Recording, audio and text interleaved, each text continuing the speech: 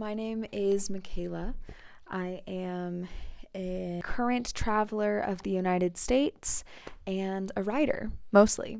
I've made this channel so that way I can share the background to my writing, share why I've written what I've written. I currently have a substack that you can feel free to follow. The link will be in the description below. And here we go. This week, I wrote about the American dream.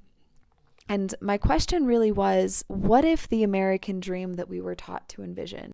Picket fence, porcelain smiles, 1950s clothes that we were taught to imagine when we imagine the United States and what everyone who comes to the US ought to be working towards or is working towards.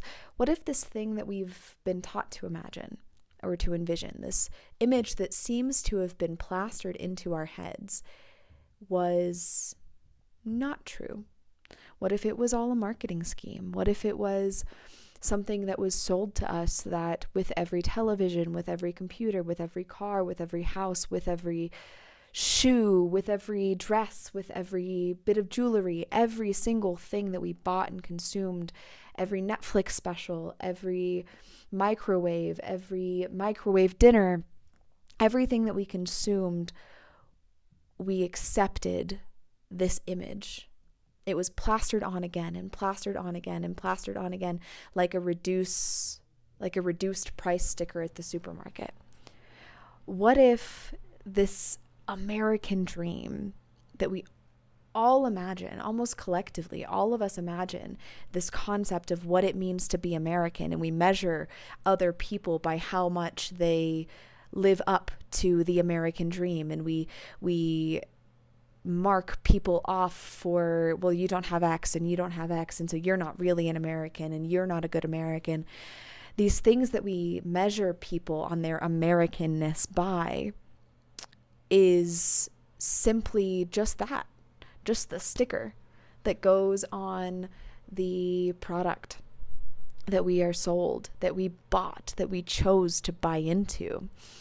And this week in my writing, at least this first writing of the week, I plan to do 2 writings per week. And so this first writing of the week, I am really interested in evaluating this concept. If the American dream is something that we've all collectively agreed to, something that all of us have bought into, and that buying into, that literal purchasing of the dream is what has created the reality that we live in today, this hyper-materialism, hyper-consumerist, hyper-capitalist hellscape that we live in, where everything is plastic and everything is reusable, or nothing is reusable, and everything is trash, and there's planned obsolescence, and cars are made with planned obsolescence, right? We understand the rant. If this was never actually the collective dream that helped us to create a nation or create a community where people can live together in harmony. Because I think that is the concept of this melting pot that we've all been sold.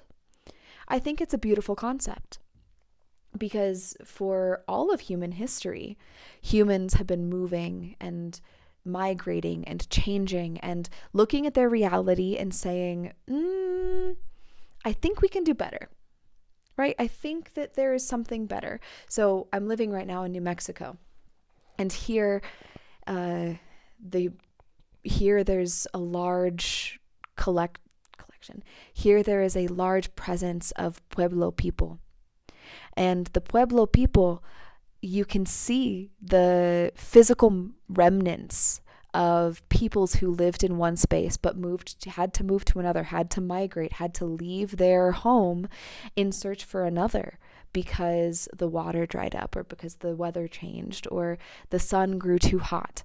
And so we see this throughout human history. We see this willingness to leave what we know, leave what we have what we have created, leave the society that we have built, and go off in search of another one to say, this isn't working for me.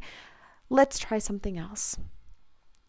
And so when we imagine this concept of the American dream, I think really, truly, we imagine this concept of the American dream, and we are beginning as a nation to again open up this question of what does it mean to be American? Who gets to be American? Are only the first people who were here on the nation, the people who were here on the continent when other peoples came over, are those the only people who get to be American? Or do all of us have this birthright to be American? Who is American? Are people who have lived in another country and another land, another place, and chosen to come over here, chosen to change their life and come to this place? Are those people worthy of being American? This is, I think, a big question that everyone that is being asked right now, that we are being forced to reconcile with. And there are obviously those who say, no, only a specific type of person is allowed to be American. And so I think as we're beginning to reckon with those who say, well, you can be American and you can't be American, and we ourselves are beginning to ask, well, who is American? Where is that line? I think it's really important to identify what is Americanness. And as this concept of the American dream has cracked and been refaced and cracked and been refaced and cracked and been refaced, and plastic has been laid over it and vinyl has been laid over it, and we've recovered the billboard 1,000 times, we have to choose if this billboard is worth saving. Do we save this concept of the American dream that we've been given, or do we search for another one? And this week, as I've been thinking about it, recently, as I've been thinking about it, I think this concept of the American dream really goes deeper. Is that there's a deeper nugget of truth to the fact that an American dream does exist. It just isn't that plastic vinyl billboard that we've been sold and told to buy, that everyone has bought into. This concept of the American dream is this dream that every American at some point has had. This inclination, and it's a very human dream, this very human dream that every American at some point has had, and to some extent it really is the human dream. And for a lot of America's history, we have been a place for humans. You know, I think in accepting immigration and accepting innovation and accepting many of these things that America has been for a lot of people, and I say America because I am talking about a concept. I'm not entirely necessarily talking about the land itself. The United States itself as a state has not been these things for a lot of people. The United States as a state has been an oppressive machine for a lot of people. However, America, this concept of freedom, of liberty, of I want to go and start a business, I'm going to move to America, has been hope for a lot of people. And I think this concept of the American dream is exactly a representation of that fact. So as we look to this American dream and the country that we've created, and we ask ourselves, what do we want to create moving forward? Because obviously this American dream that we've been sold doesn't work. And many people see the cracks. And to be quite honest, many people have seen the cracks for a very long time. And those have historically been the people who did not fit within this pristine, perfect, within the picket fence. They didn't fit within the American dream. And they have seen the cracks.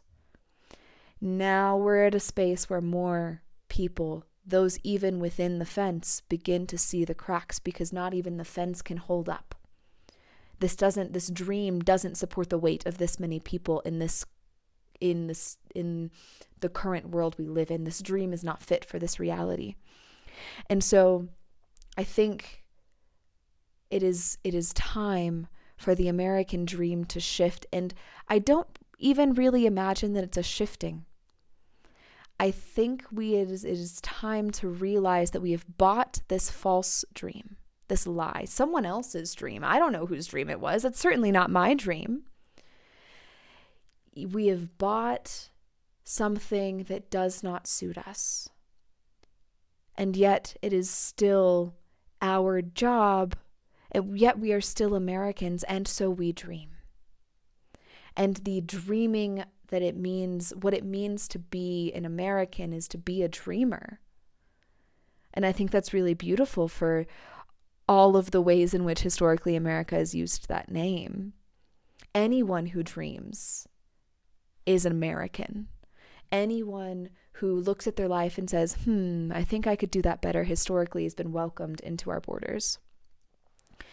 So in that concept of looking at your life and saying, I think that we could do that better, it is the most American thing to look at our reality, to look at this American dream that we've been passed down that doesn't work, that does not fit everyone, that doesn't fit us, that won't fit our children, to look at this American dream and say, I think we can do better than that. And I'm certain that that is exactly what is necessary for our children. That is exactly what is necessary for those who come after us. And that is exactly what is necessary for us. We cannot begin to live in a new world if we cannot begin to dream it. And just as we've dreamed this lie, just as every single one of us has bought into this lie, every single one of us will have to buy into a new dream. And I think that dream, I think it would be beautiful if that dream were to buy into the fact that everyone is allowed a voice. Everyone is allowed to choose. Everyone is allowed to look at their life and say, I don't think that suits me. Let me try it a different way. And that is the way that we begin to live in a new world. Thank you for listening.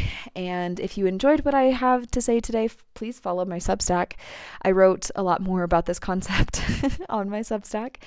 And feel free to subscribe and leave a like and a comment, please. Thank you very much. Bye.